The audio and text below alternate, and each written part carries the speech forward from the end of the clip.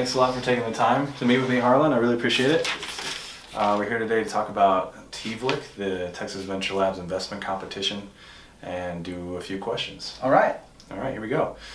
So first of all, what is the TVL Investment Competition and how do I apply? So the John Brumley Texas Venture Labs Investment Competition, it's a semi-annual competition, and in fact there's only one this year, where teams compete to win real money as though they were raising money from an investor, but really it's just free cash. The top winner will get $10,000 towards their startup, and all you have to do is be a UT grad student to compete, and you have to have a good idea and you have to fill out paperwork, but in general it's not that hard. It's pretty straightforward to sort of submit the paperwork. All you do is you go to the Texas Venture Labs website and then click apply now, and when you apply you're going to put your name in.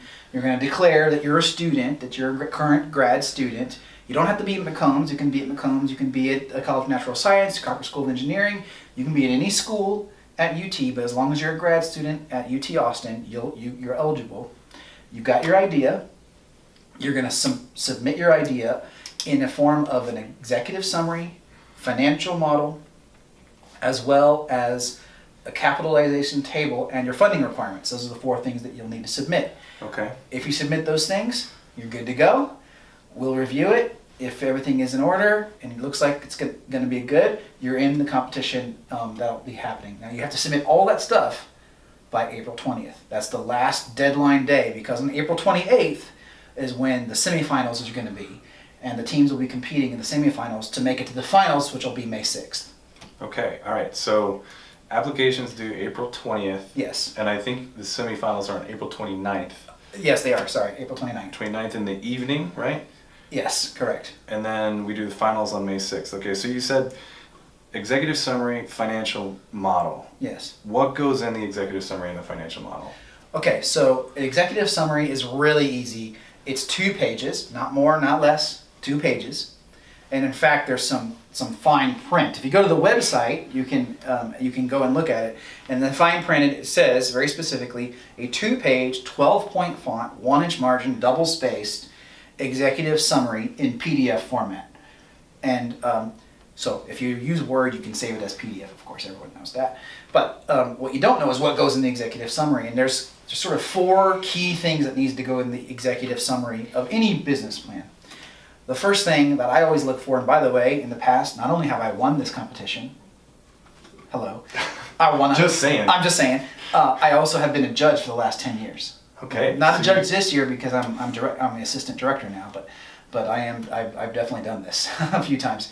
So what goes in a good executive summary? First and foremost, you've got to explain the problem. Okay, problem. That would be, if I were to write a perfect executive summary, you would start with, this is the problem that's out there. This is the core problem that you're addressing. And I always like to go over the top with the problem, like be really extreme about describing the problem. And the more you can be extreme about it, the better. So then the second thing that needs to go in a good executive summary is the solution. Not only do you need to say, what is it, which is important, you also need to say how you make money. So the business model. So in your solution, you're going to say how you address the problem, but specifically how you make money. Oftentimes I look at these executive summaries and they leave out the most important part. How do you make money? I need to know the model behind how you make money. Is it a subscription? Is it a one-time sale? How much does it cost? You know what I mean? You got to have those things. Right. So that's 2, by the way. I said there's 4 parts. Okay. Next part, in executive summary, how big is the market? Market size. You've got to have some kind of market size, and ideally you get some data somewhere. Would be great. I use Google. How many people are buying dishwashers this month or per year? And Google will actually tell you that stuff. It's not that hard. You can get more sophisticated with the research, but some kind of baseline research, and ideally you cite some research. Okay. So just like if I was writing a paper for one of my other classes, yeah, you cite your sources. Especially in this section where you're trying to either give some validation that the market is big and it's a real problem. And I think market size in terms of how many people have this problem, how big dollar-wise could it be, And that's sort of how I think about market size, and how big is the market.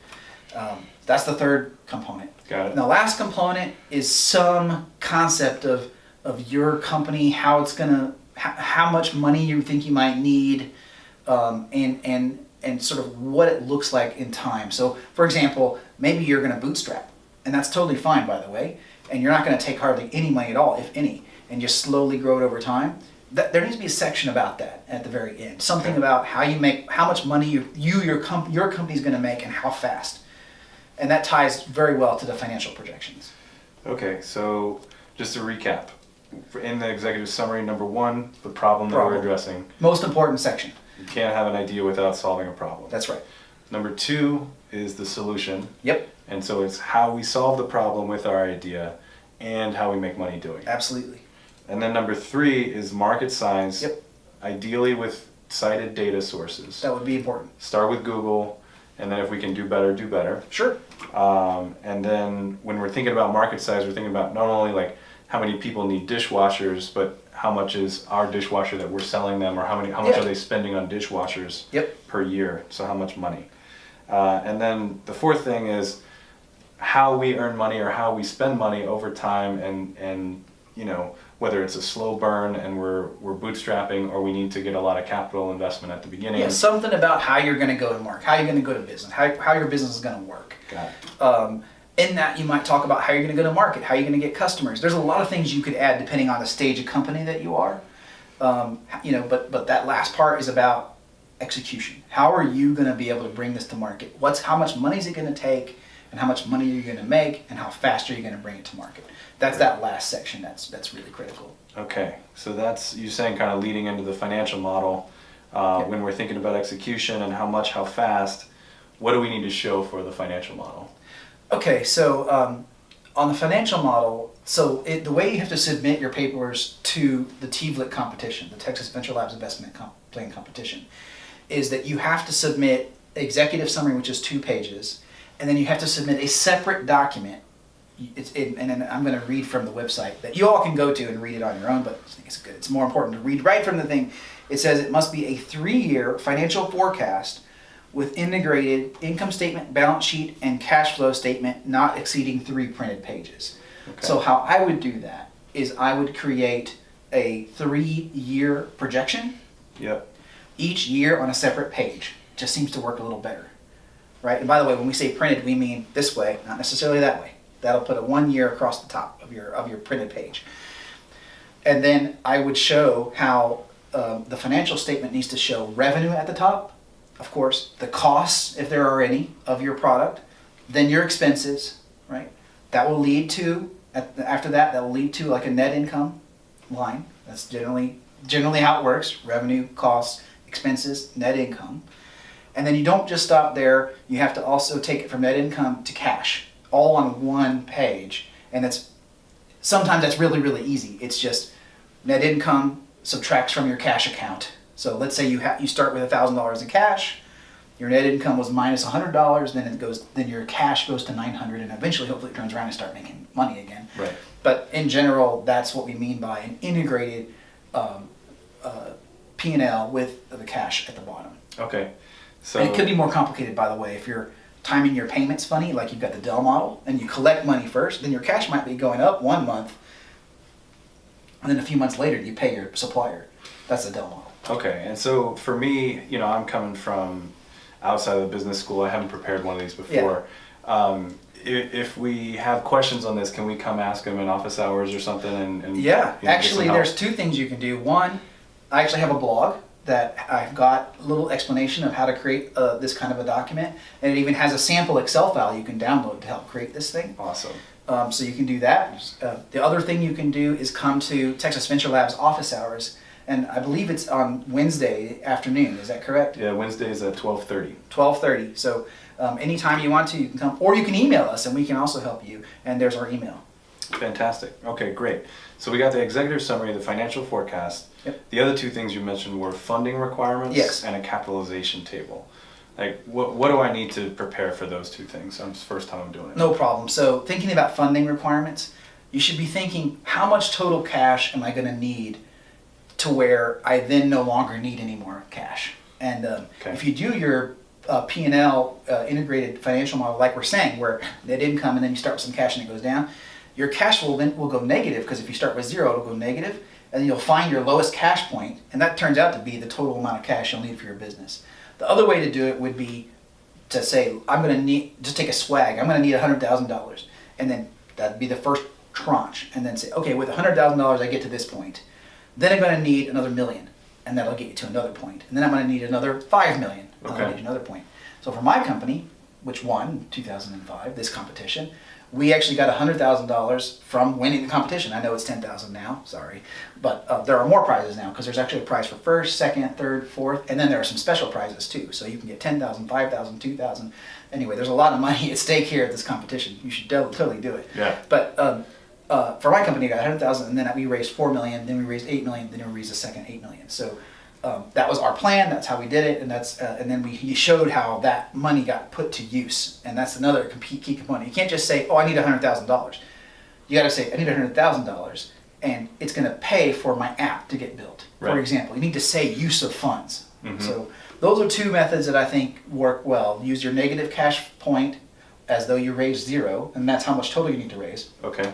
Or pretend like you raise it in tranches. You raise 100,000, you raise $1 million, and see how far that gets you. Okay.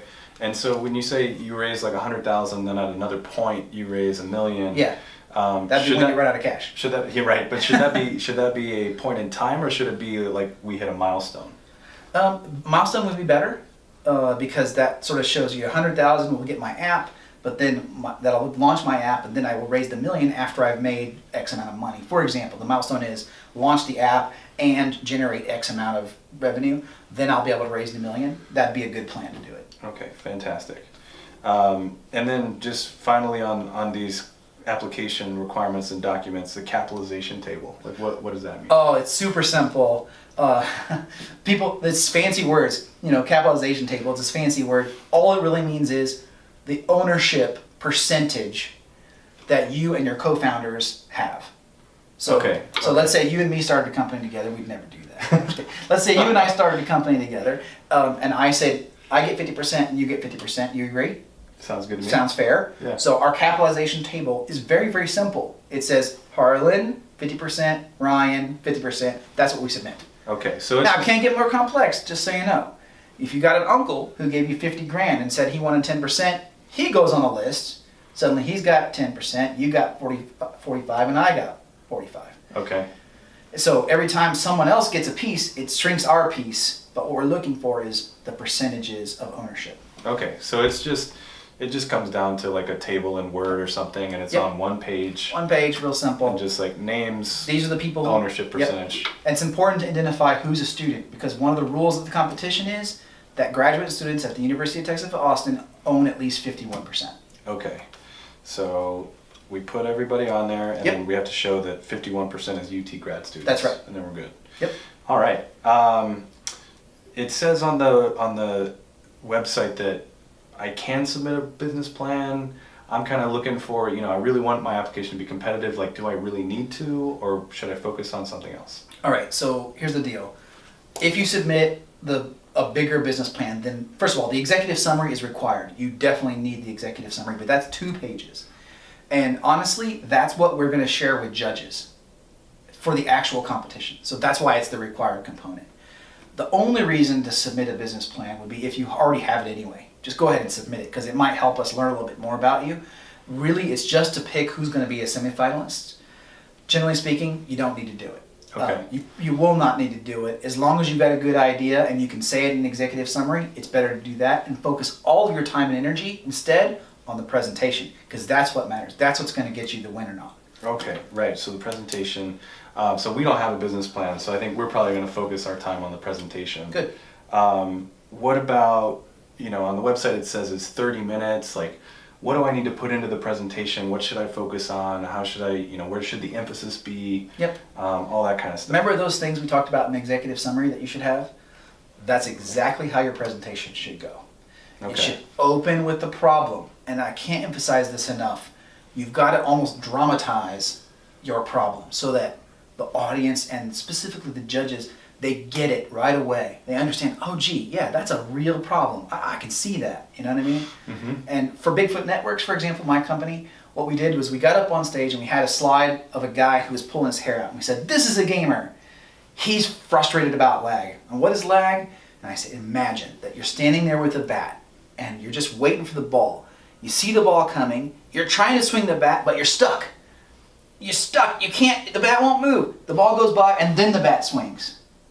And that's lag. And that's the problem that millions of gamers have every day. See how I dramatized it a little bit? Yeah, okay. In a presentation, you got to do that. And you need to do that. And your slides need to be good and look good, because that's going to matter.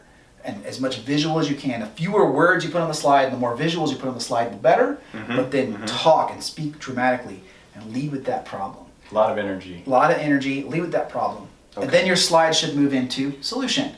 Okay. And then market size. A few extra things you're going to want to put in your slides, because sometimes the judges don't read the executive summary. They should, but sometimes they don't. Is you need to put in there something about the team. Uh-huh. That means who you are and who your co-founders are, and any of your advisors, people you're working with, as much as you can.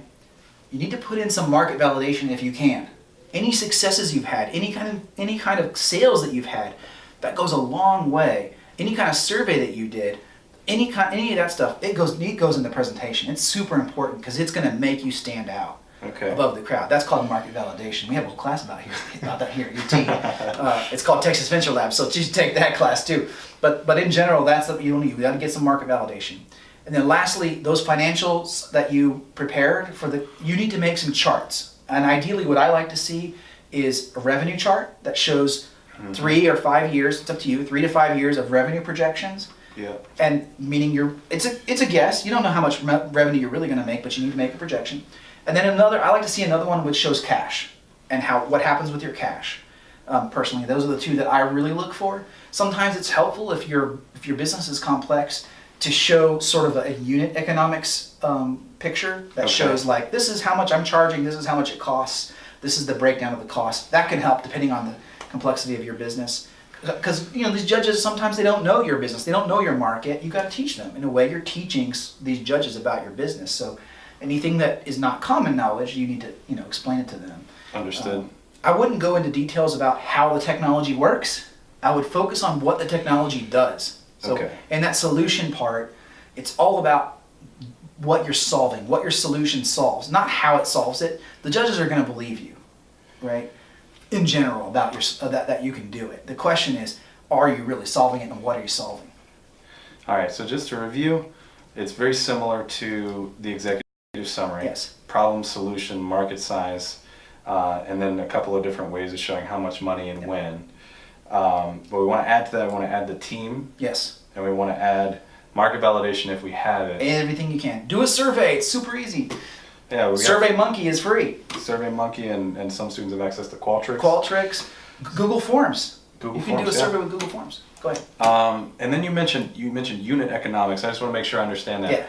Yeah. That's like for one washing machine or one dishwasher. One dishwasher. Like it costs me $50 to make it, and then I sell it for $100. Yes, like exactly. That. Yeah. Okay. Exactly. But you might need to get, depending on the complexity of your solution, you might need to say, I sell it for $100. I have $40 of parts and $10 of labor. That might be a breakdown that's important. I don't know for sure because I don't know your business.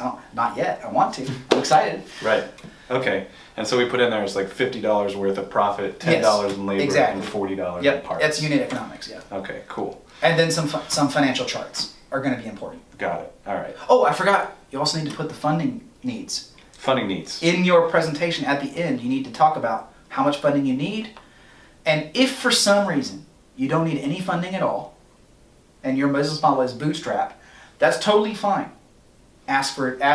Tell them what you need are partnerships and advisors and help. Okay. Because everybody can use those things. Okay, so we have to make an ask at the end. An ask of some kind. Yeah. You do not, in Texas Venture Lab Investment Competition, in the past we've required that people actually have a specific dollar amount that they're asking for. We're no longer doing that. If you're bootstrapping, because I've personally bootstrapped some companies and it's a pretty darn good way to do it, that's fine. We're bootstrapping, but we could use advisors, introductions, and help. Got it. Or customers, you can ask for that as well. Anybody want to buy one? Exactly. So, okay, great.